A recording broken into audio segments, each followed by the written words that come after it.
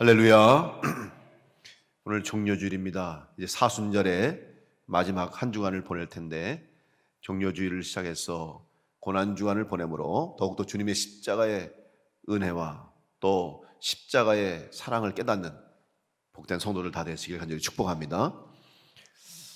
오늘은 이제 예수님의 흔적, 우리가 사순절 기간을 통해서 예수님의 흔적을 찾아가는 말씀을 나누고 있는데, 오늘 다섯 번째로 바로 예수님의 마음을 통해서 예수님의 흔적을 다시 한번 생각하는 시간을 갖도록 하겠습니다. 신앙생활을 하고 있는 모든 그리스도인들은 다 같은 마음이 있습니다. 바로 끝까지 믿음으로 승리하고 신앙생활을 성공적으로 마치기를 다 원하고 있습니다. 그럼 어떻게 하면 우리의 신앙이, 우리의 믿음이 흔들림이 없이 끝까지 승리할 수 있을까? 사실 우리는 늘 넘어질 수 있고 흔들릴 수 있기 때문에 매일매일 우리의 신앙을 점검해야 합니다. 신앙이라고 하는 말은 믿음이라고 하는 말이죠. 무엇을 믿는 겁니다. 그러면 과연 무엇을 믿습니까? 우리 그리스도인들이 나는 신앙인이요 그리스도인이라는 것을 나타낼 때 이런 표현을 합니다.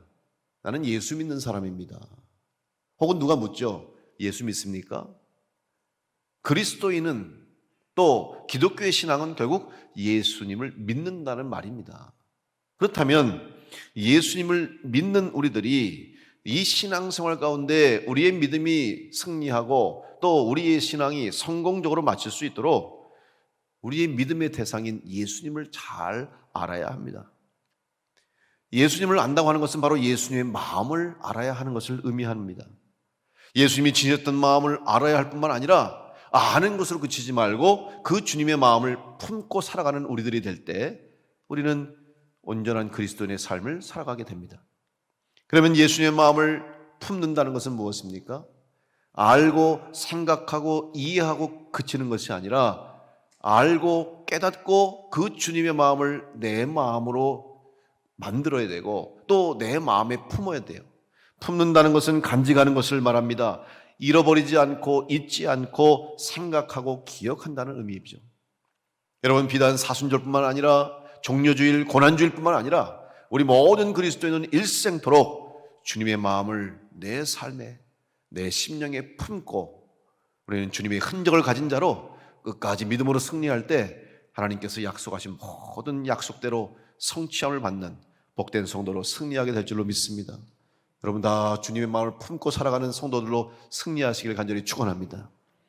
그렇다면 예수의 마음을 품고 주님의 마음을 아는 자로 살기 위해서 우리는 주님께서 우리에게 기대하시고 또 우리에게 말씀하신 주님의 마음을 품는 것이 무엇인가를 우리는 알아야 됩니다. 요한복음 6장 38절로 40절에 주님은 말씀하셨습니다. 내가 하늘에서 내려온 것은 내 뜻을 행하려 함이 아니요 나를 보내신 이의 뜻을 행하려 함이니라. 나를 보내신 이의 뜻은 내게 주신 자 중에 내가 하나도 잃어버리지 아니하고 마지막 날에 다시 살리는 이것이니라. 내 아버지의 뜻은 아들을 보고 믿는 자마다 영생을 얻는 이것이니 마지막 날에 내가 이를 다시 살리리라 하시니라. 여러분, 주님께서 분명히 말씀하셨습니다. 주님이 이 땅에 오신 이유가 무엇인가? 그것은 바로 하나님의 뜻을 이루시기 위해서 이 땅에 오셨다고 주님은 우리에게 말씀해 주셨습니다. 그러면 하나님의 뜻이 무엇일까요? 하나님의 뜻이 무엇인지를 생각해야 됩니다. 오늘 말씀에 요한복음 6장의 말씀에 생명이라고 말씀하셨어요. 다시 살린다는 말씀이죠. 그 생명은 영원한 생명입니다.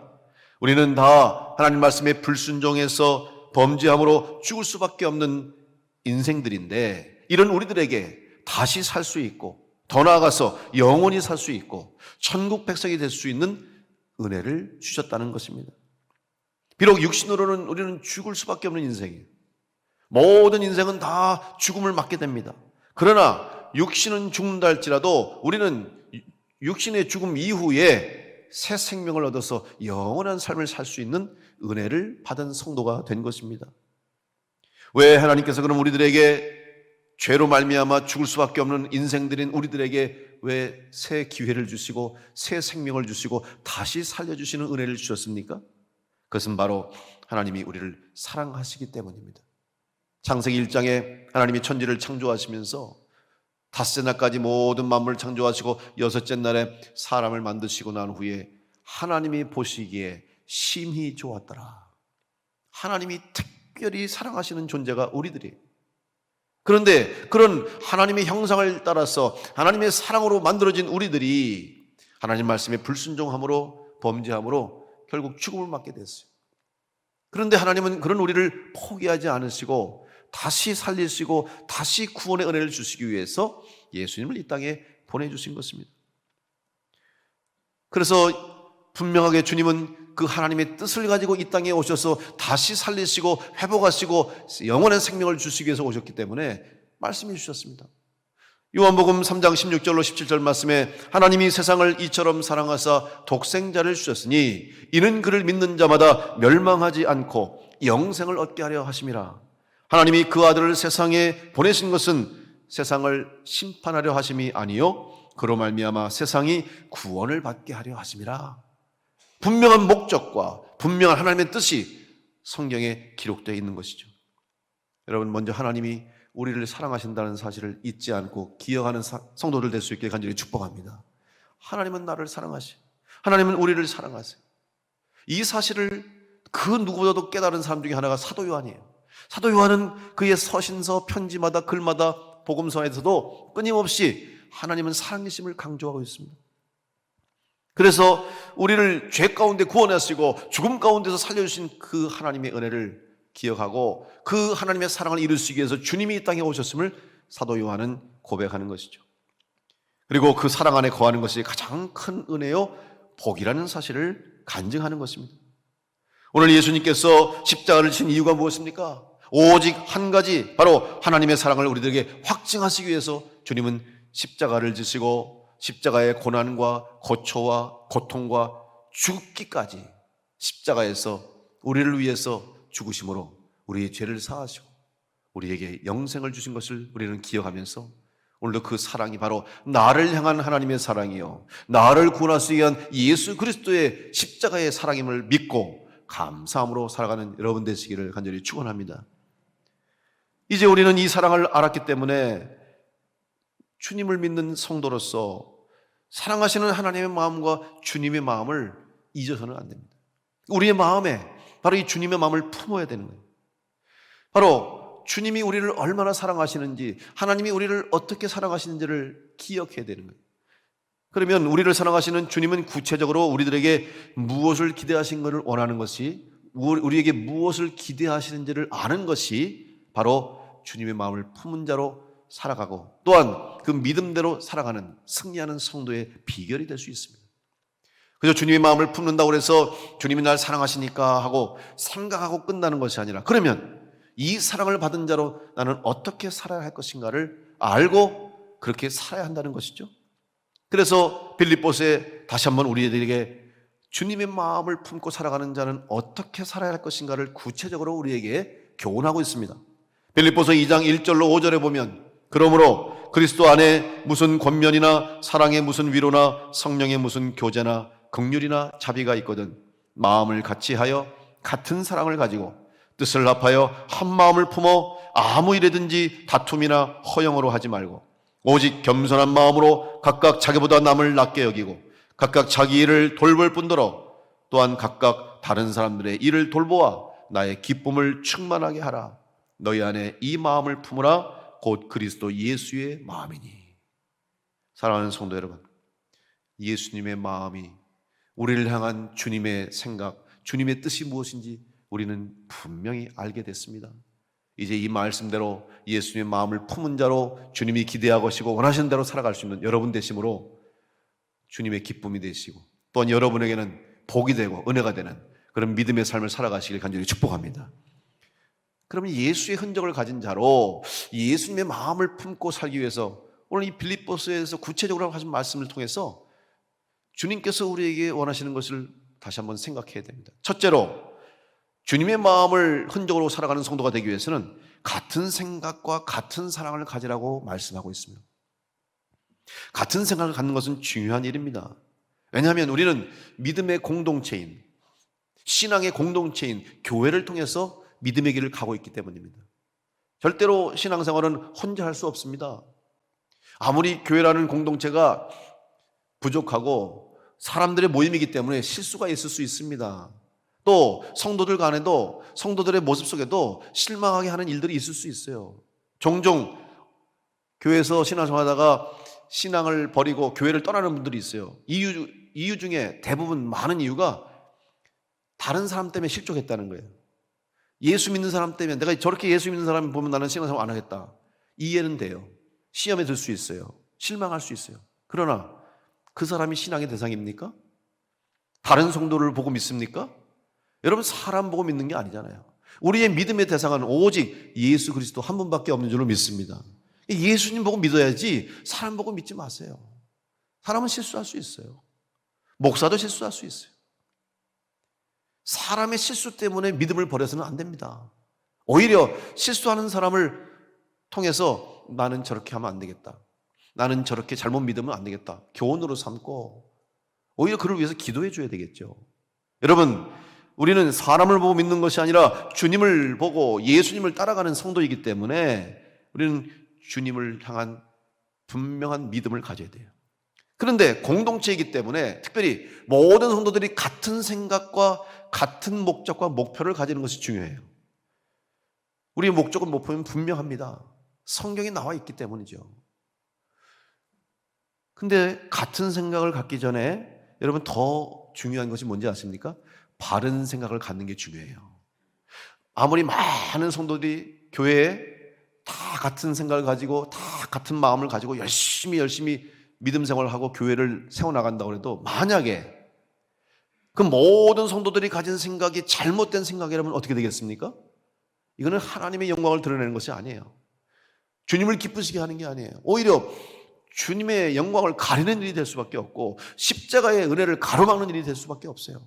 그렇기 때문에 같은 생각을 갖기 전에 우리의 생각이 온전한가, 우리의 믿음이 바른가를 늘 점검해야 되는 것이죠. 다시 말하면 기준이 분명하면 되는 거예요. 여러분, 우리의 기준은 하나님의 말씀인 줄로 믿습니다. 교회에서 이 강단에서 선포되는 것이 하나님의 말씀이기 때문에 이 말씀의 기준에 의해서 모든 성도들이 생각을 합하고 모든 성도들이 마음을 합하고 모든 성도들이 사랑을 합해서 주님의 부탁하신 일들을 이뤄나가는 것이 교회의 모습이요 성도의 모습이 되면 됩니다. 기준이 성경이기 때문에 문제가 없는 거예요. 제가 여러분이 강단에서 말씀을 전하면서 또 여러 가지 선교를 위해서, 전도를 위해서, 교회의 사업을 위해서 여러분이 부탁하잖아요. 무슨 행사가 있다든지 선교가 있다든지 뭐 이럴 때마다, 예를 들어서 이번에도 우리 우크라이나 전쟁으로 인해서 어려움을 당하는 우리 우크라이나의 영혼들, 특별히 어린이들 위해서 이번에 고난주간에 우리 헌금하고 금식하고 한 거 다 그들을 후원하자고 할 때, 여러분, 제가 이런 말씀을 드릴 때 여러분이 다 공감하시고 마음을 합하는 이유가 뭐예요? 하나님의 말씀의 뜻에 맞는 일이기 때문에 그래요. 내 개인의 이익을 위해서 그럽니까? 어떤 사람의 한 개인의 유익을 위해 그런 건 아니잖아요. 하나님의 말씀에 합한 일이기 때문에 우리가 생각을 합하는 거예요. 하나님의 뜻과 말씀에 위배되는 일을 통해서 만약에 같은 생각 가지고 열심을 내면 이거는 하나님 앞에 범죄하는 거예요. 여러분, 이단들이 왜 문제가 되는지 아십니까? 그들도 교회라고 이름을 걸고 성경책을 우리랑 같은 성경책 읽는다고 하면서 그들은 성경의 말씀을 가르치는 것이 아니라 한 개인의, 한 교주의 생각과 교주의 이익을 위해서 그 포장한 거잖아요. 성경이라는 걸로 포장해가지고 가짜 복음, 가짜 진리를 가르치니까 그래서 문제가 되는 거예요. 그러니까 결국 사회에 무리를 일으키고 한 개인의 영혼과 삶을 망가뜨리고 하나님의 영광을 가리고 있는 거 아닙니까? 그들이 모여서 아무리 숫자가 많고 아무리 많이 모여서 같은 생각 가지고 같은 구호를 외치고 같이 소리를 낸다고 해도 그것은 하나님이 기뻐하시는 일이 아니에요. 우리는 바른 생각 안에서 바른 믿음을 가지고 하나가 돼서 같은 생각 같은 사랑으로 주님의 마음을 바로 알게 될 때 우리는 온전한 그리스도인으로서 주님의 마음을 품은 자로 승리하는 성도와 교회가 될 줄로 믿습니다. 그래서 우리는 주님의 마음을 바로 알아야 되는 거죠. 그러면 어떻게 주님의 마음을 바로 알 수 있습니까? 성경을 바로 알면 되는 거예요.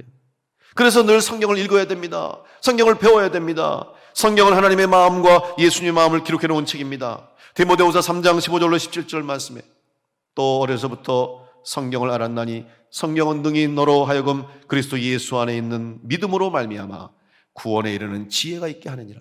모든 성경은 하나님의 감동으로 된 것으로 교훈과 책망과 바르게 함과 의로 교육하기에 유익하니 이는 하나님의 사람으로 온전하게 하며 모든 선한 일을 행할 능력을 갖추게 하려 함이라.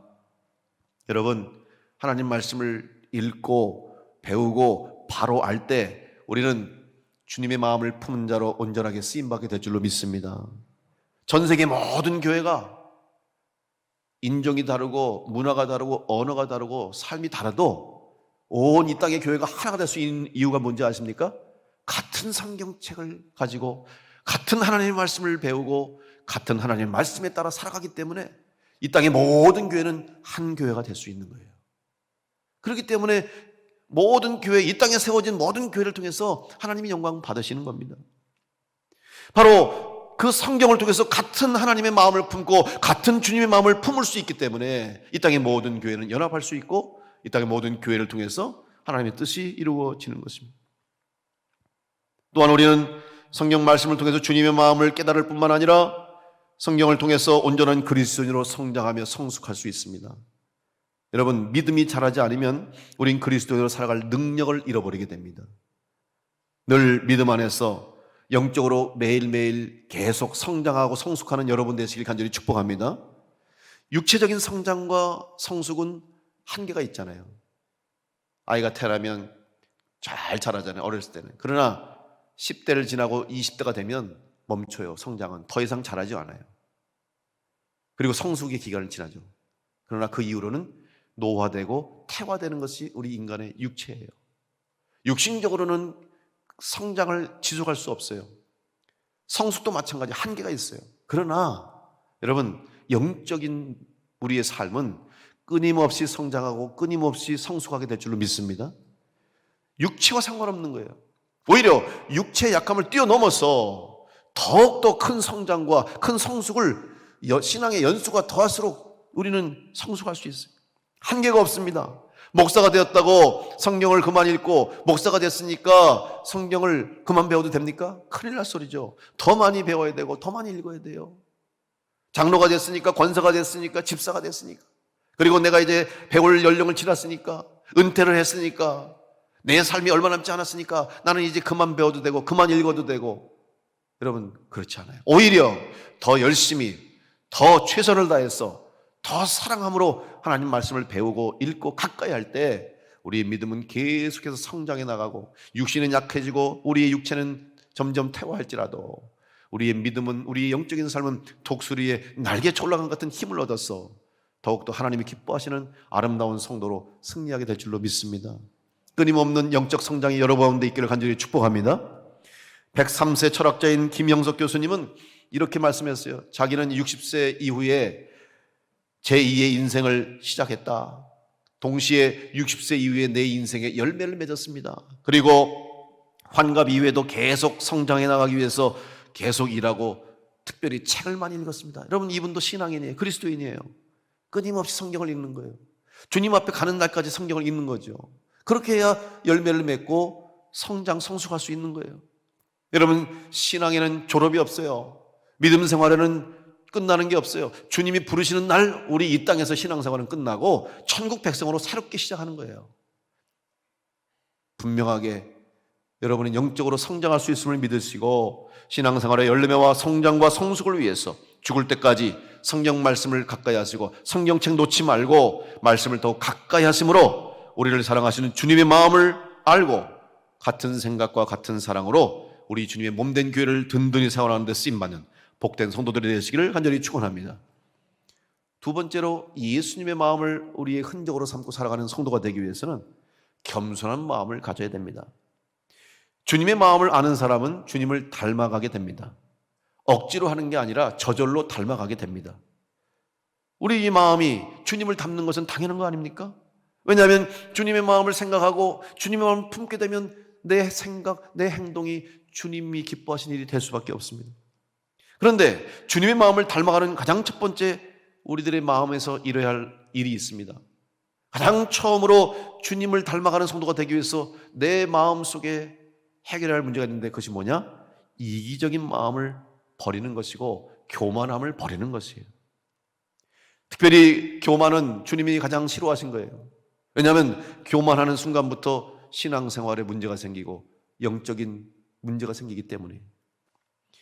교만은 믿음을 잃어버리게 하며 사람을 넘어지게 합니다. 구약 성경의 지혜에서 잠언서를 비롯해서 모든 시편 비롯해서 또 선지자들 고백 속에 보면 끊임없이 나오는 교훈이 뭐냐?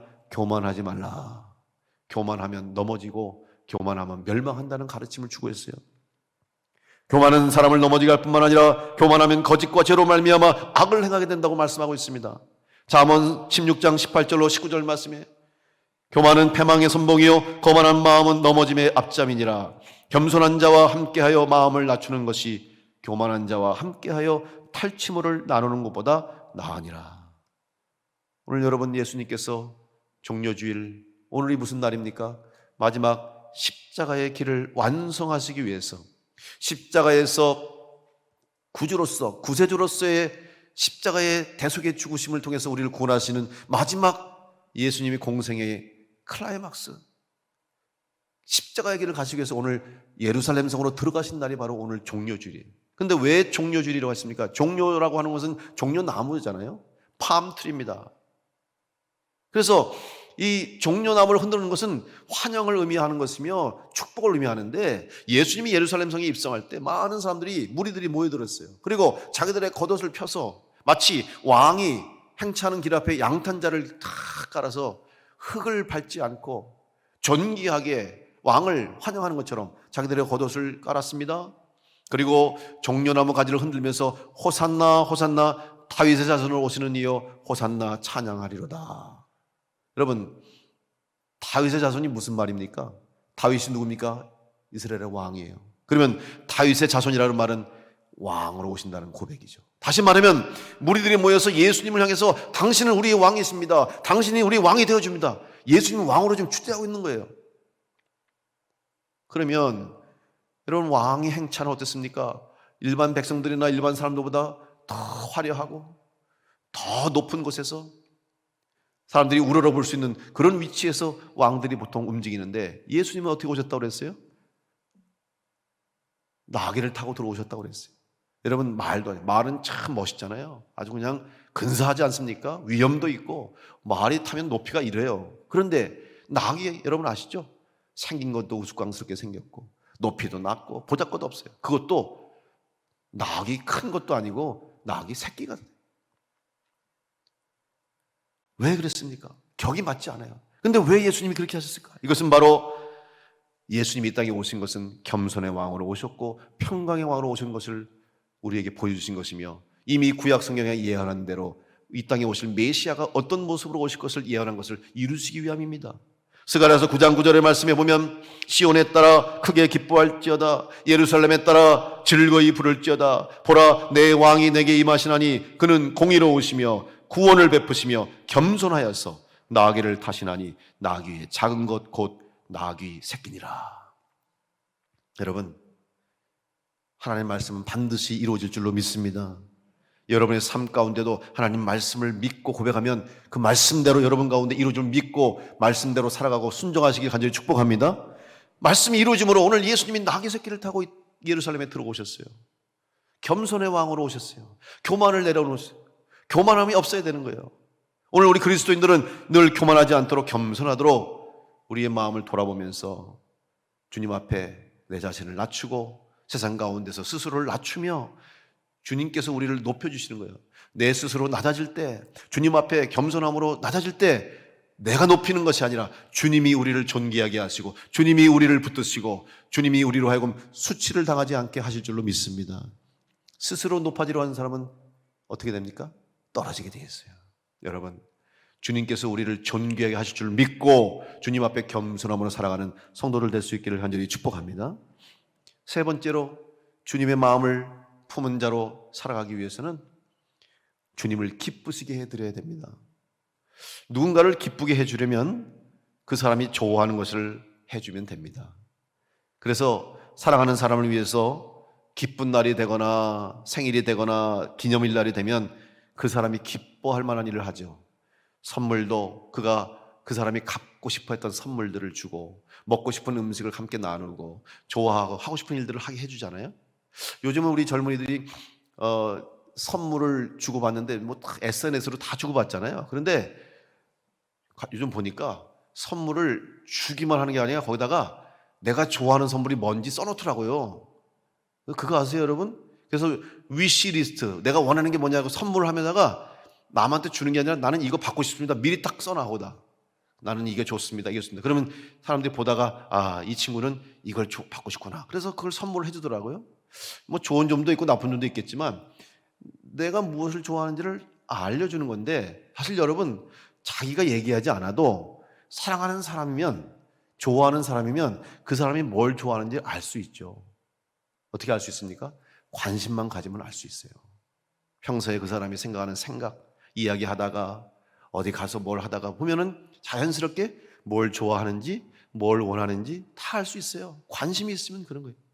결국 관심은 뭡니까? 사랑으로부터 오는 거 아닙니까? 여러분 저는 목사로서 참 제가 때로는 몸둘 바를 모르고 때로는 너무 송구스럽고 죄송하고 감사할 때가 많아요. 여러분이 제가 목사이기 때문에 저를 얼마나 사랑하시는지 몰라요. 안 사랑하십니까? 네, 너무 사랑해 주세요. 그래서 너무 감사해요. 근데 여러분 제가 절대 잊지 않습니다. 나 개인을 여러분이 위해서 사랑하는 게 아니에요.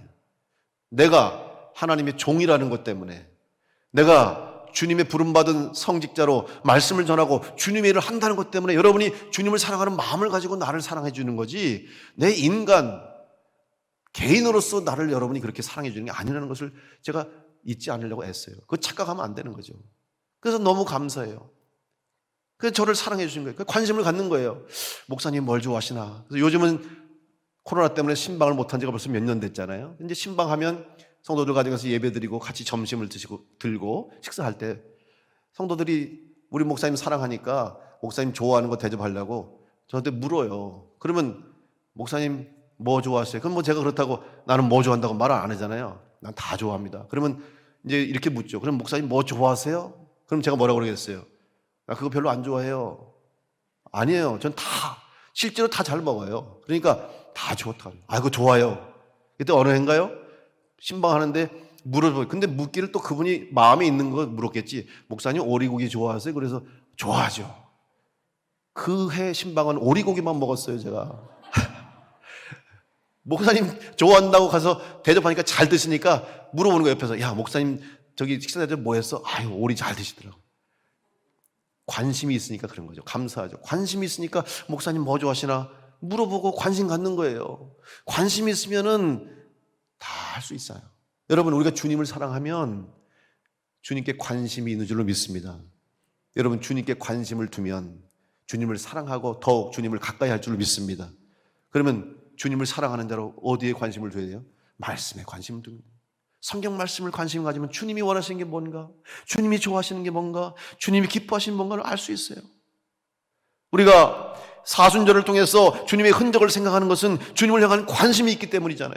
그러니까 주님이 왜 십자가를 지셨는가? 주님이 왜 나를 위해서 십자가에서 죽기까지 사랑하셨는가? 주님이 하신 일이 무엇인가? 주님이 누구를 만나셨는가? 어떤 일을 하셨는가? 주님이 어떤 기도를 들으셨는가? 주님이 어떤 마음을 가지고 계셨는가를 우리는 자연스럽게 알게 되는 거죠.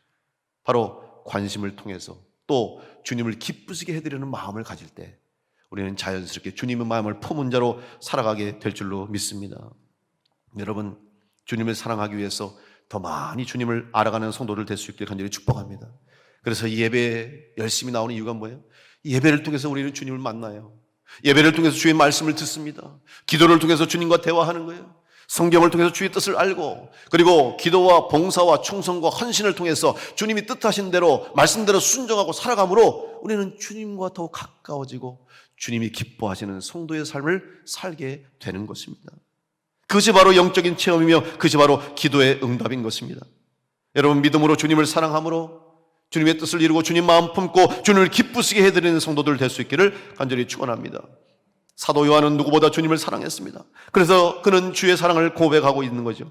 사도 요한이 고백한 하나님의 마음, 주님의 마음을 우리는 알고 더욱 주님을 기쁘시게 할 수 있도록 주님 말씀 의지해서 또한 주님의 사랑 안에 거하는 성도로 살아갈 때 우리는 주님 마음을 예수의 흔적으로 품고 이 땅 가운데 살아가는 행복한 신앙의 승리자가 될 줄로 믿습니다. 요한일서 4장 7절로 10절 말씀에 사도 요한이 이렇게 고백합니다. 사랑하는 자들아, 우리가 서로 사랑하자. 사랑은 하나님께 속한 것이니 사랑하는 자마다 하나님으로부터 나서 하나님을 알고 사랑하지 아니하는 자는 하나님을 알지 못하나니 이는 하나님은 사랑이심이라. 하나님의 사랑이 이렇게 우리에게 나타난 바 되었으니 하나님이 자기의 독생자를 세상에 보내심은 그로 말미암아 우리를 살리려 하심이라. 사랑은 여기 있으니 우리가 하나님을 사랑한 것이 아니요 하나님이 우리를 사랑하사 우리 죄를 속하기 위하여 화목제물로 그 아들을 보내셨음이라. 하나님은 우리를 사랑하시고 하나님은 여러분을 사랑하신 줄 믿습니다. 그래서 예수님을 보내주셨고 예수님은 우리를 사랑하셔서 우리 대신 십자가에서 죽으심으로 우리의 죄를 사하시고 영원한 생명 주시고 구원을 허락하시고 천국 백성 되게 하신 줄로 믿습니다. 이 주님의 마음을 품으시고 내가 이 주님의 마음과 뜻대로 살아가는 자가 되기 위해서 다시 한번 말씀에 의지해서 하나님과 같은 마음, 같은 생각, 주님과 같은 사랑을 가지고 내가 주어진 믿음을 끝까지 지키고 승리하시고 또한 어떠한 상황 가운데서도 흔들리지 말고 겸손한 마음으로 교만함을 버리고 늘 낮은 자세로 주님을 따르는 제자들이 되셔서 주님을 기쁘시게 해드리는 성도가 될 때 여러분 다 예수의 흔적을 가진 자로 주님의 마음을 품은 자로 마지막까지 승리하는 성도가 될 줄로 믿습니다. 다시 한번 주님 마음 품은 자로 주님 부르시는 그날까지 믿음으로 승리하여 하나님 앞에 영광 돌리며 주님의 기쁨이 되는 우리 모든 성도들과 교회가 되시기를 간절히 축원합니다. 기도하겠습니다.